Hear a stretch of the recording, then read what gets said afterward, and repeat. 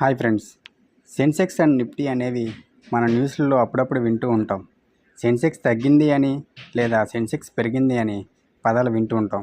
ఇప్పుడు ఈ వీడియోలో సెన్సెక్స్ అండ్ నిఫ్టీ అంటే ఏమిటి, సెన్సెక్స్ అండ్ నిఫ్టీగా ఎందుకు డివైడ్ చేశారో ఈ వీడియోలో తెలుసుకుందాం.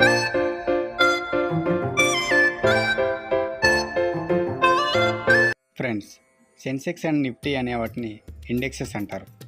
ఇండెక్స్ అంటే పలు రకాల కంపెనీస్ అన్ని గ్రూప్గా ఉండి ట్రేడ్ అవుతూ ఒక సింగిల్ గ్రాఫ్ రూపంలో సూచీలను సూచిస్తాయి. దీనినే ఇండెక్స్ అంటారు. ఇప్పుడు సెన్సెక్స్ అనే ఇండెక్స్లో ఇండియాలో ఉన్న టాప్ 30 కంపెనీస్ లిస్ట్ అయ్యి ఉంటాయి.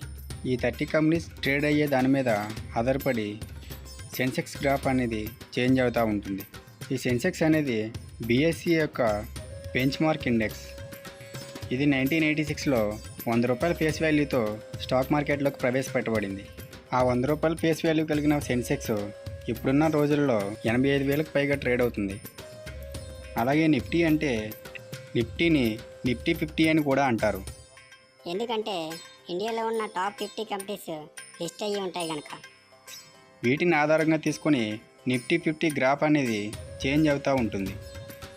ఈ నిఫ్టీ అనేది NSE యొక్క బెంచ్ మార్క్ స్టాక్.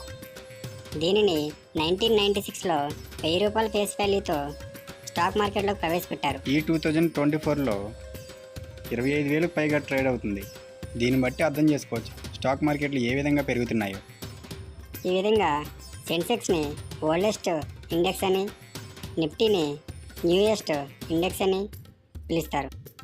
అసలు ఇండెక్సెస్గా ఎందుకు డివైడ్ చేశారు అంటే, మనకు చెప్పుకోవాలంటే ఒక బౌల్లో ఉడికించడానికి రైస్ తీసుకున్నామంటే తీసుకున్న బౌల్ని ఇండెక్స్ అంటారు. బౌల్లో ఉన్న రైస్ మొత్తాన్ని ఇండియాలో ఉన్న టాప్ కంపెనీస్ అనుకుందాం. ఇప్పుడు బౌల్లో ఉన్న రైస్ మొత్తం ఉడికిందో లేదో తెలుసుకోవడానికి ఒక మెతుకు పట్టుకొని చూస్తే తెలుస్తుంది కదా. అదే ఇండెక్స్ యొక్క సూచికలాగా సూచిస్తుంది. ఆ సూచిక ఆధారంగానే ఇండెక్స్లో ఉన్న కంపెనీస్ మొత్తం యొక్క పెర్ఫార్మెన్స్ని ఒక సింగిల్ సూచిక రూపంలో తెలుసుకోవచ్చు.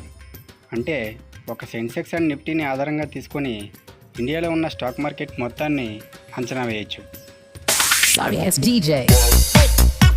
ఈ సెన్సెక్స్ అండ్ నిఫ్టీ ఇండెక్సెస్ గురించి మీకు అర్థమైందని నేను అనుకుంటున్నాను. ఈ కంటెంట్ మీకు యూజ్ఫుల్ అయిందని మీరు అనుకుంటే మీ ఫ్రెండ్స్ అండ్ ఫ్యామిలీకి షేర్ చేయండి. ఇలాంటి మరిన్ని వీడియోస్ మిస్ కాకుండా చూడాలనుకుంటే బెల్ ఐకాన్ ఆన్లో పెట్టుకోండి. అలాగే వెళ్తూ సబ్స్క్రైబ్ చేయొచ్చు కదా.